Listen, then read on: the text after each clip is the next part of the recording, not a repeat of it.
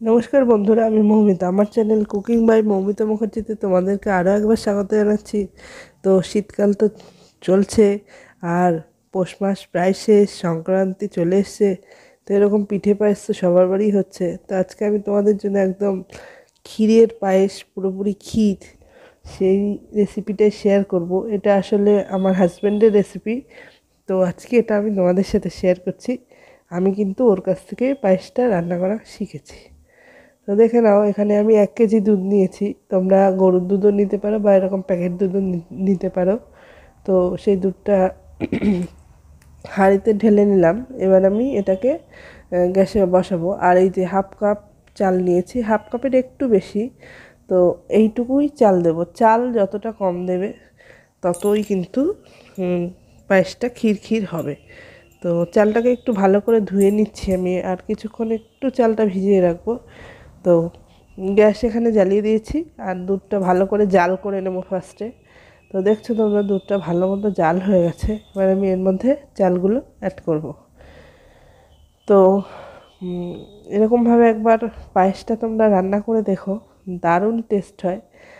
আর যারা পায়েস রান্না করতে সেরকম ভালো এক্সপার্ট নও, তারা আমার রেসিপিটা দেখে অবশ্যই একবার পায়েসটা রান্না করো। আমি কিন্তু আগে এত সুন্দর পায়েস রাঁধতে পারতাম না, এটা আমি অকপটেই স্বীকার করছি। তো এটা আমি ওর কাছ থেকেই শিখেছি।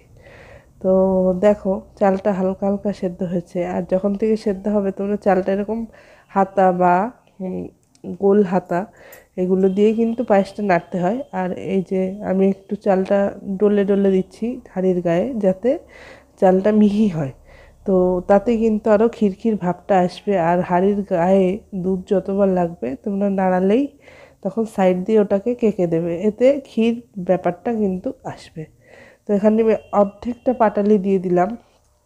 তোমরা চিনি দিয়ে করতে চাইলে এই একই প্রসেসে এরকমভাবেই করবে, গুড়ের জায়গায় চিনিটা অ্যাড করবে। আর চিনি দিলে অবশ্যই কাজু কিশমিশ দেবে, আর চালের গায়ে একটু ঘি লাগিয়ে নেবে।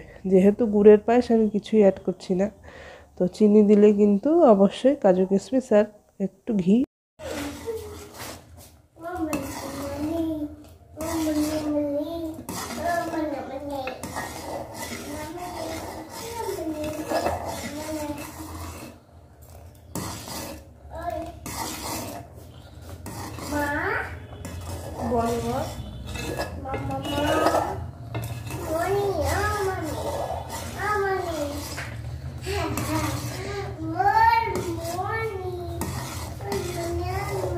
তো পায়েসটা আমার তৈরি হয়ে গেল প্রায়।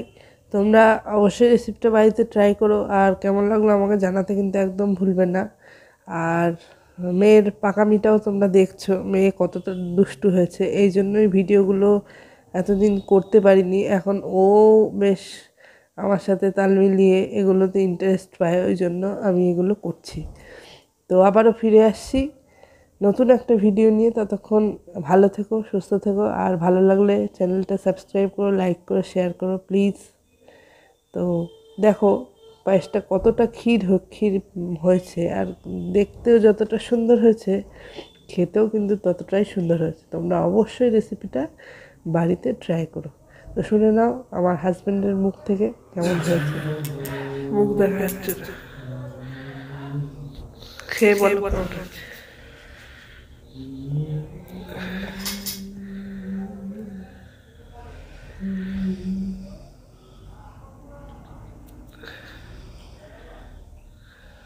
অসাধারণ হয়েছে। যেমন সুন্দর গন্ধ, তেমন সুন্দর স্বাদ। এক কথায় অসাধারণ। তো শুনলে কেমন হয়েছে, তো এটাই সার্থকতা। তো আজকের মতো টাটা, আবার দেখা হচ্ছে নতুন